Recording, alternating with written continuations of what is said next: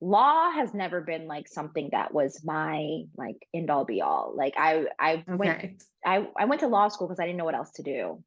So Really? yeah, so it wasn't like this whole passion that I had around it. It was just what's the Okay. next step? Um, and so you can't do much with a political science degree or a psychology Mm, degree. So law seemed like the best next step. And so, yeah, and when I was in law school, your intuition, I knew I was not meant to be like this was not the lane that I was supposed to be in. But it was like yeah. I'm in it. I'm gonna finish it, like that type of thing. And Right. so I just kept going, even though I knew in my heart like this is not the thing that you want to do for the rest of your life.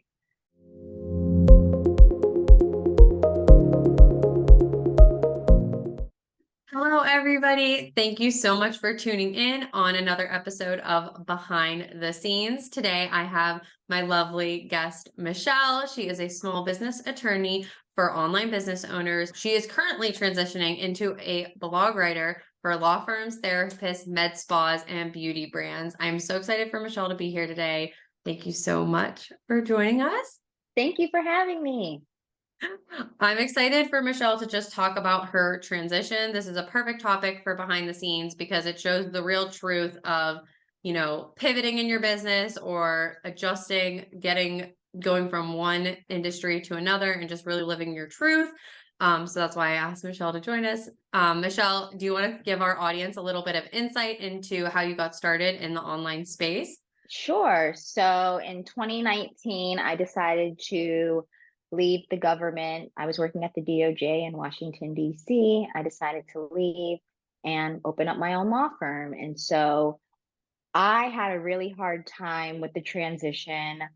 The saying, what is it? If you open, they will come, or whatever the saying is. That did not happen. I had to Yes. learn how to market, and so I dived really deep into that. Um, and so my specific like channel for promotion was Instagram at the time, and Right. so I was learning pretty much how to market a business because I had no idea. They don't teach you that in law school. They don't teach you how to run a firm in law school. Like it's all very much Right. theory. And after that, you're kind of on your own to figure it out. And so for about a year, I would say a year and a half to a year, I just really focused on marketing. And I always got so many responses about my marketing and from other attorneys, from other marketers. And so I'm the type of person that's like, if I'm not an expert at it, I don't want to like try it. Like, I don't want to like put myself out there and then people are just like, this is mediocre. So Yeah. I it was something that I was always kind of like, I mean, I enjoyed it, but it's like, can I do this for other people? I don't know. Cause if I don't get them results, I'll feel really bad. And Right. so I just, over the next kind of like 4 years now we're here. I continue to do my own marketing and now in like January of this year, law has never been like something that was my like end all be all. Like Okay. I went to law school because I didn't know what else to do. So Really? yeah, so it wasn't like this whole passion that I had around it. It was just what's the Okay. next step? Um, and so you can't do much with a political science degree or a psychology Mm, degree. So law seemed like the best next step. And so, yeah. And, when I was in law school, your intuition, I knew I was not meant to be like, this was not the lane that I was supposed to be in. But it was like, yeah. I'm in it. I'm going to finish it, like that type of thing. And Right. so I just kept going, even though I knew in my heart, like, this is not the thing that you want to do for the rest of your life. Oh my Barely gosh. the thing that you want to do for the next year or 5 years. How'd you cope with that? Because I feel like that's such a hard thing to like accept that because you are paying a good bit of money Right. to do that. So like how do you kind of cope with that I to tried to find things that I would at least enjoy within the industry. So I right. always enjoyed like branding and I love pretty things. And that, to me, like that's a lot of what branding is. It's like pretty stuff. So I was like, okay, how can I weave that in with the law? And trademark law was the thing that came up. I can work with these business owners on, their Mm. branding and help them protect it. So that was kind of how I bridged the gap for myself. But Right. after a while, when you are running this business, it kind of starts it as a business owner, you have to be in there like 100%. Oh yeah. And you start to see the cracks once you're like in there. And I was like, okay, I definitely cannot do this for the rest of my life. I cannot run this law firm for the rest of my life. And so I Right. decided to start blogging. And blogging was something that I've been doing since like 2010. Like I was in Yeah. law school. It was the year before law school. I started blogging. I started a beauty blog. And this was before like people even knew what blogging was, but I was getting like, the free products and stuff from businesses to promote on my blog. So That's awesome though. I knew a little bit about it, but once I started law school, I didn't want to be seen as unprofessional, so I shut it down. And I Yeah. regret it to this day because Oh, how many platforms are out there now of law students, promote, oh yeah. you Because know, I remember you went, oh, just because I followed Michelle. I've been connected with Michelle on LinkedIn for a while, and you posted about like you having your TikTok channel and having that. So I guess that was like, kind of like the next step because that's what people are doing now. It's almost right. in lieu of the blogger to help get traffic to their blogs. So when you launched that, how did that feel? Because I'm sure like coming to that decision wasn't easy, and to put yourself out there like you said, it's scary. Yeah. So with TikTok, TikTok was something that I was on in 2000. I believe when I opened the firm, I was on it, but I wasn't posting. I was just kind of scrolling. And then Yeah. the pandemic hit, 2020 hit, March 2020. I decided to like start posting more. I had nothing better to do. And Right. so I started posting on TikTok and that just like blew up. And I went viral maybe 2 weeks in on Oh just my god. a video about what you can and cannot trademark. That was the video that like Right. blew up. And so I ended up getting like 20 something thousand followers like within that year. I've kind of tapered off TikTok. It's become a Hmm. very toxic environment over there. And I don't I That's don't what need I've that in my heard. life. Yeah. It's very different from what it was in 2020 where it was just like fun, and now it's definitely not like that. So Yeah. yeah. And so, this year I decided like, you know what, you can't do this, like, you don't want the firm. This is something that you've been saying since like since about 2020, end of 2020, beginning of 2021. So this has been a kind of a Okay. long time coming.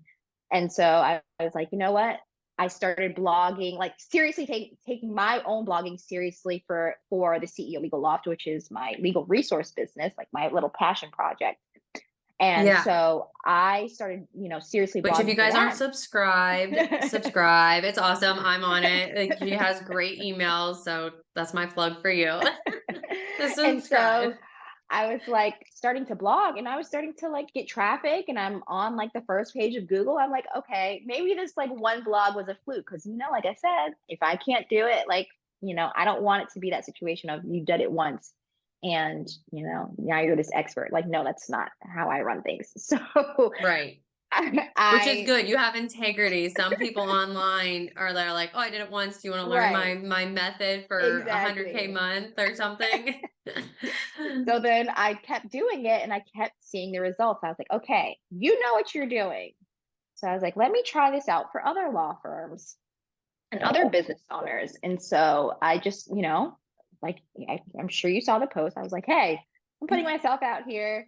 I want to try to start, writing blogs for other law firms and other therapy, people in the therapy field. I'm open to anybody, but like those are the two that I kind of, well, therapy, med spas, and beauty brands. Like those are the three that or four that I would love to like, work with. Work with. Yeah. And so, yeah, I did that. And, I'm still working on it now. No, this flood of clientele has not come to me, but I mean, I'm just it's like any business and you have to build it. And Right. I'll be 100%. I'm not putting my all into it. It's more of like I would like to see where it goes type thing. But I do know I would enjoy it so much more than running the firm because it takes a Yeah. toll on you. You're just like coming to the terms with, I feel like that's something some people struggle with, is coming to terms with like, this is actually what I would want to be doing, because I feel like they get so far down that path Yeah, of I've committed to this, so this is what I want to do, instead of like truly I'd be happier down path B, which some right. people just never come to that conclusion or never live that truth. So can you maybe shed a little bit of light on how that process went for you to like, sounds like you accepted it quickly. Like some people I feel like don't accept it. They're like, I paid all this money, I did this, this, and this, like Yeah. I have to do this. Like kind of how did you accept that? Or like what could the listeners, if they're kind of going through it? So I would say and it sounds cliche, but like I know like what does your future life look like? Literally, like what is Hmm. it you running this law firm or you running this business that you cannot stand? Like how does it look like in the morning? Like do you want to wake up or do you just kind of want to lay in bed for the rest of the day and like not do anything and be paralyzed by fear or paralyzed by, procrastination? Like, is Yeah. that what you want? If that's what you want, then that's fine. But there are other ways to like do this thing. And you know what? One Hmm. thing that luckily there's a platform out there um, created by another lawyer called Former Lawyers. So I was listening to that podcast. Her Oh. name is, I want to say like Sarah Contrell, I think. Um, but she has a former lawyer podcast, and I would listen to all of those episodes of lawyers who had transitioned out of the legal field. And so that was for me was very helpful. It was like hope. Like Yeah. you don't have to do this. You don't have to. There are plenty of people who have transitioned out of it. Yeah. So I was listening to that for like over a year, maybe even before, maybe started in 2020. So maybe 3 years now that I was listening to this podcast. It's not like something that just happened overnight, but I knew it was something that I wanted to do and at least try. Like if it doesn't work, guess what? You still have this law firm you can go back to. Like, I think you bring up so many good points with it doesn't happen overnight. It's not like a big switch. And you didn't let the fear of worst case, like your worst case wasn't as bad as like some people make their worst case to be. They're right. like, I have to make this work. My mentor actually just is giving me the task of creating a list and pushing myself to how many ways can I make money? Like just random ways, like just like I think that's an important exercise to Yeah. just, if you're like, I'm not passionate about this, just like brain dumping ways. Like, and you're right. It's not going to be, I'm going to make $1 million next week with Right. whatever idea I come up with. But, um, so you kind of alluded to that like earlier. And so I want to kind of like tie that back in. So are you balancing both the firm and the blog writing right now? I Or because you also am. have the loft, which is Yeah. more of like the digital resources. Right. So yes, I am balanced because I still have clients, I can't just walk So away yeah.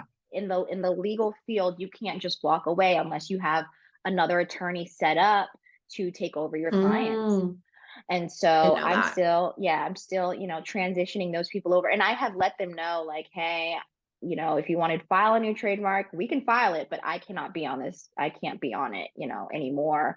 Or I'll say, here's another attorney that, can help you because I am trying to transition away from this.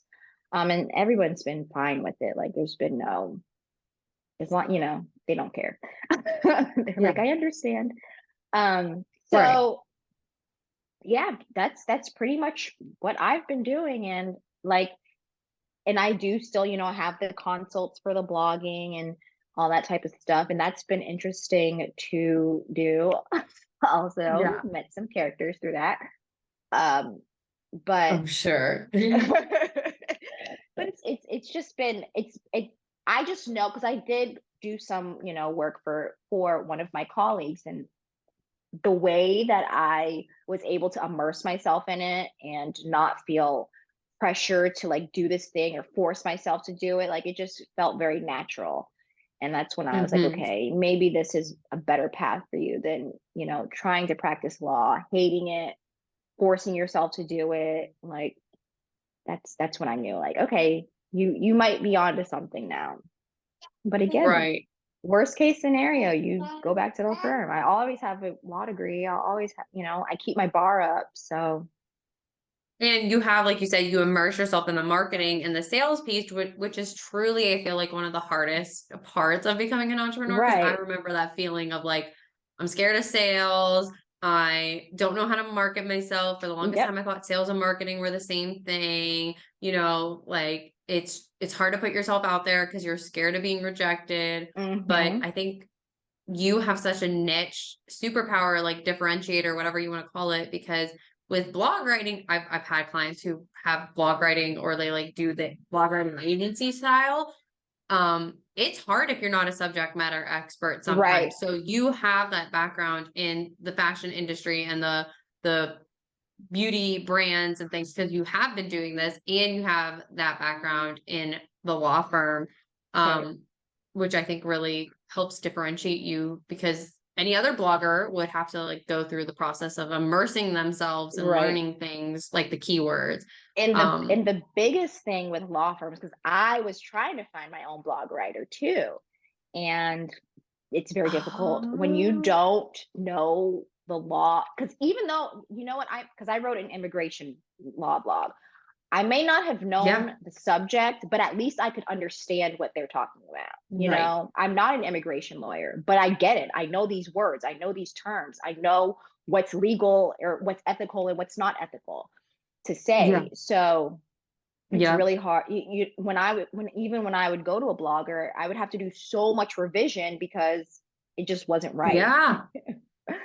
Because in law school, I feel like I had a mentor last year who was a lawyer turned online business strategist and mentor. Um, she was like, law school taught me how to think. So you just think differently. I feel like once you go through law school, and that's hard to replicate into someone else, especially Right. for a blog writer. Right. Um, and I think I love blogging. I've worked with a lot of bloggers. I don't have a blog yet just due to the time frame of Right. it because it is like a process like you said. But can you talk to the viewers who maybe don't understand blogging why it's such a powerful and beneficial tool for their marketing um and how to kind of like leverage that for their brand? Sure. So I believe everyone should have a blog, honestly.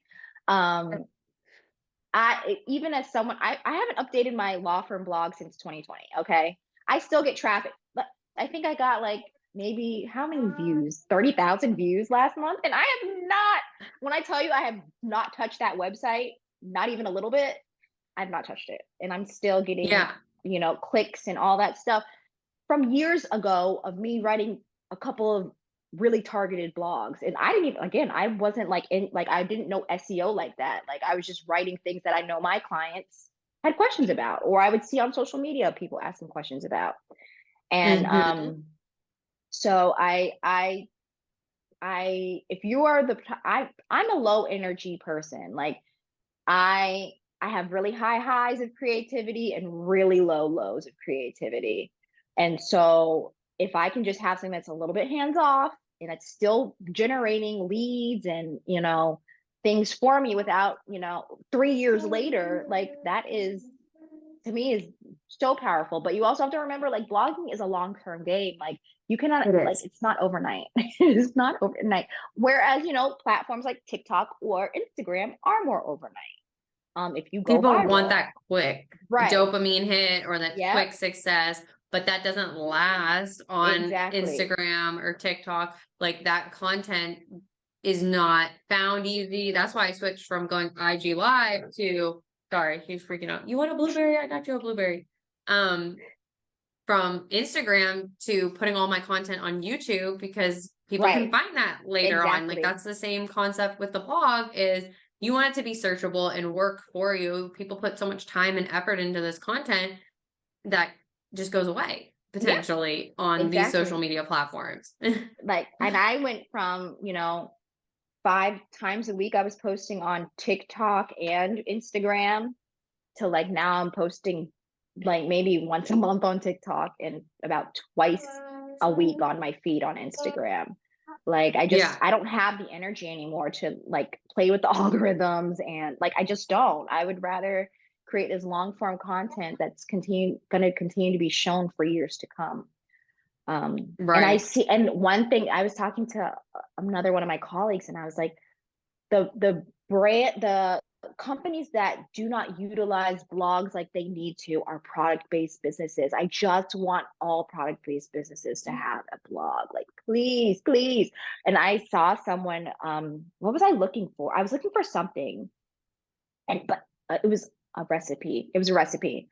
And this company had Okay. done such a good job of like they sold like queso or something, but they would have like recipes and stuff that were searchable.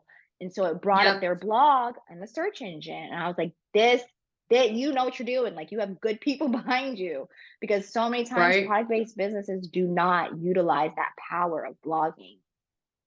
I mean, that's where I go for anything I'm searching for is Pinterest. That's actually how a lot of people Pinterest, don't yep. know this, is how I found like the VA world is because I would be on Pinterest at my day job in between like a call or something. And I was like, how do I make money online? Or, Yep, and the VA course that I ended up taking had a active Pinterest and they had a blog that like walked you through it and they had a funnel within the yep, blog to like get on their email list. Like that's a funnel that works, not a yep. funnel that you set up that has to be posted 5 times a week or Exactly. Exactly. like social, like Pinterest, YouTube, blogging, your own content too, because you own the blogs. It's on Right. your site. It can't go away. Like you could still lose your YouTube. I've had that happen. I worked for a media agency, and the algorithm got messed up on this client's YouTube, and her like luckily it was a new YouTube account, so it didn't have a lot of followers yet, but they Mm. shut it down. YouTube just shut it down for no reason, and it said because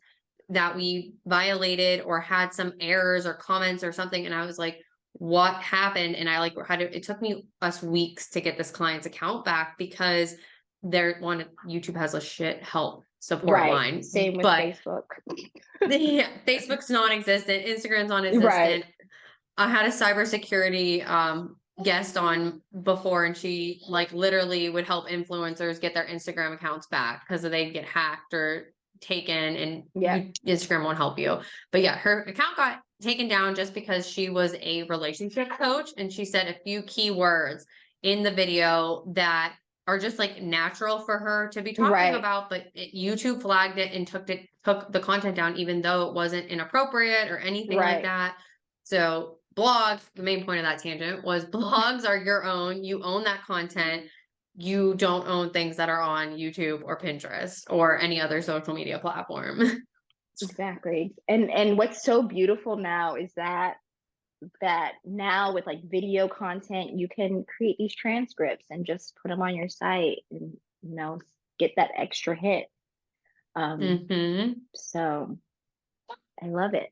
And I think everyone Yeah. should have a blog, like I said. What would be your like 3 or 5 tips of like, or what do you define as a successful blog? Because I think that's what's intimidating to people is they don't know where to start. Right. So I know it took me forever. Like I took probably maybe 3 or 4 blogging courses, and nothing really clicked for me with keyword research until this Okay. one person. And so I would say if you can try to find people who you resonate with, because you'll more than likely their learn like how they teach you will make things click as far as like keyword research goes. Second thing is don't just because Google says that no one's searching for it does not mean that no one's searching for it. Because that's where my top blog posts are on my law firm website. They are keywords that are zero searches per month. Yet I get hits for it every month. So That's take crazy. take that with a grain of salt. If you have clients or customers that are asking you the same questions over and over again, write a blog post about it, because I'm sure That's a other good people tip. are also looking for it too. I'll hmm just say one of mine is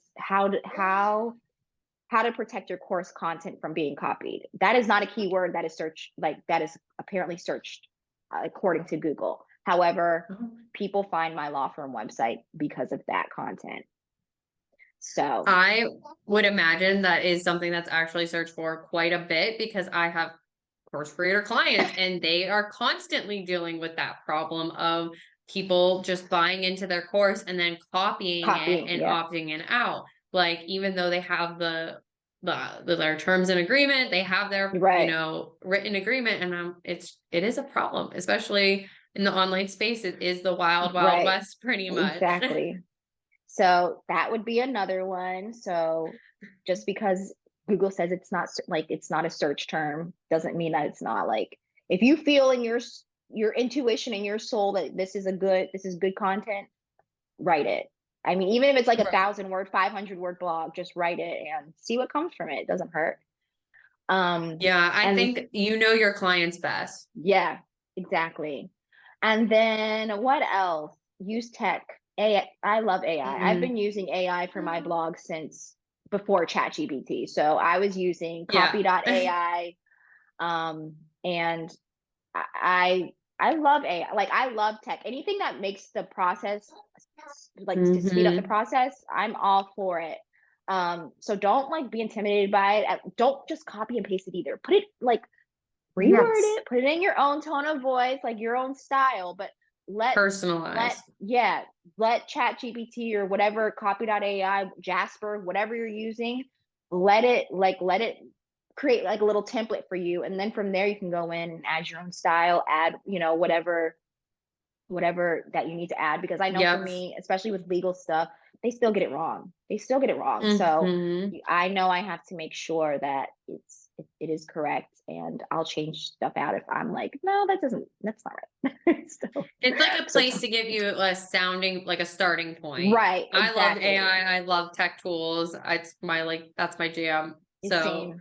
I love it. I love yeah. AppSumo. I'm on like I buy too much stuff on AppSumo. So I know I have to avoid it because I yeah. will get I get some shiny object syndrome so bad because I want to play with or learn new Exactly. tech. So I have to be careful. Exactly. Yeah, I would say those are like my top three things of like, as if you're gonna start blogging, like Yeah. I think at the end of the day, just start, like just try it, because guess what? Nobody will see it if it's Mhm. not good. Like no one's gonna see Yeah, if it it's if not a it's good not coming up blog. on this. Yeah, it's not gonna come up in the search engines. Like, oh Exactly. well, like it's not a big deal. And honestly, people like the average time on a website's I think 2 minutes, Yep. something like that. They're not gonna dig deep and find it unless it is coming up on the search engine. Like Right. so you have to start somewhere. It's not gonna be perfect the first time. I mean, unless you hire someone like you, Right. then it'll be better than what you would do on your This is own. true. But But if that's you are doing it always on the your, thing. yeah, and I would say like start with little things. So like start with learning how to do keyword research first, and then Hmm. start by then go into like blog structures and all that type of like, start a little bit at a Yeah. time, and then as you build and build and build, you'll learn more. And I know for me, I still hate like backlinks. I despise them. Yeah. Yeah. I despise it. So and if something doesn't work for you, like if that's not like your jam, like backlinks and that type of stuff, don't do it. Like you don't have to put all your eggs into that. Like maybe on page SEO is more your thing, so focus on that, and Yeah. naturally get those backlinks, like or do guest posting, you'll get backlinks from there. So Yeah. Can you explain to the audience what a backlink is in case they so don't know? so a backlink is basically just somebody linking your website on their page. Usually you'll want like a higher domain authority. So like, Forbes or Business Insider, depending on whatever your, audience or target is. So if your business Yeah. owners, Forbes, Business Insider, those type of places, you'll want, you would like to have links from those websites that are like what they're 70, 80 domain authority, linking to like maybe Hmm. your lower domain authority site, so that it goes up, and that the higher your domain authority, the higher you may be on the Google search engine. So Right. So yeah, basically backlinks are just websites linking to your website. And it doesn't have to be higher domain authorities. I mean, I will guest post for anybody and be like, I just want all the backlink juice that I can get because you never know.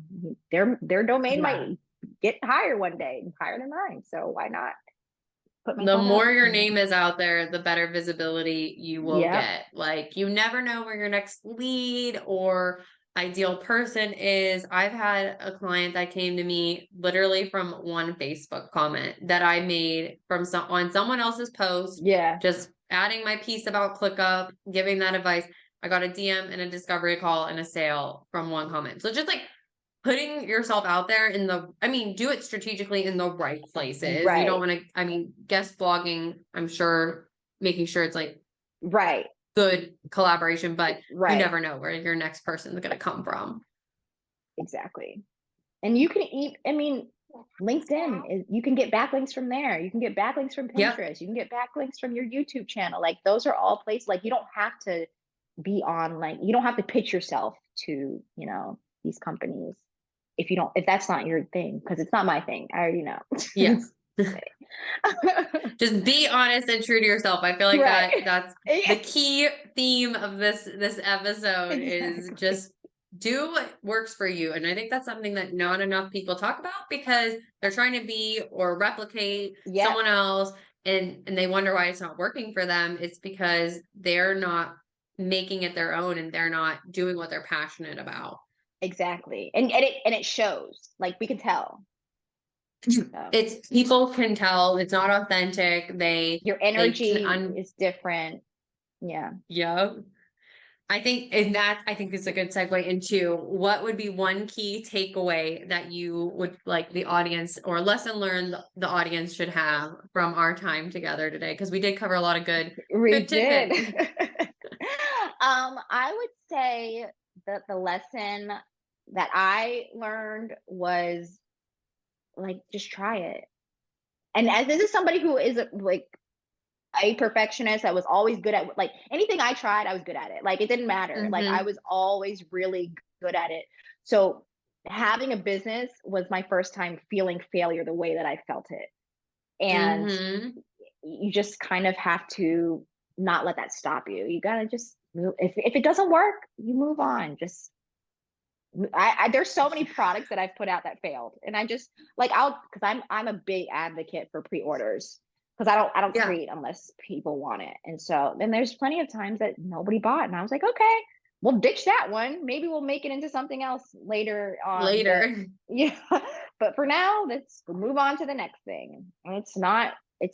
I think people and I did it and I still do it. We tie our personal worth to our business and that's Hmm. just not you're perfect how you are.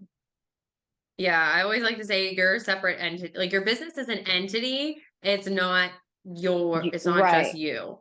Exactly. Yeah. You have to think, and that's a hard lesson to learn. I mean, I'm not It going to say is. that I was ever perfect at it. I still have some struggles because it Yeah, is like your baby. absolutely. Hmm. So it is a hard entrepreneurial lesson, that's for sure. And I would say try to find people that you can like talk to, like other entrepreneurs that That's a you good can one. have in your circle because they have got like my friend, like business friends have gotten me through so much. It's so good to just Oh have a yeah. sounding board, someone who can relate to what you're doing. Because no, I'm the only entrepreneur in my family, so it's not like I can just like go to mom or dad or whatever, uncle. Like no, I Yep. literally am just out here trying to figure it out on my own. So like having at least a Yeah. little group that you can go to is it's so helpful. Yeah, especially if you are the only entrepreneur. And I know that if you are, some people are like really negative towards you. And it's hard if your spouse or your family aren't supportive or don't Right. understand it. Like I'm very lucky my husband is also an entrepreneur, so we can bounce things off of each other. That's But great. that is Yeah. not always the case. So getting into like a group or a networking thing or just finding who you drive with Yeah. to help you get through the highs and the lows. And if you're not passionate about it, like you said, you hated the law firm, so it's hard to stick through the lows of that business Yeah, if you don't exactly. love it. Yeah.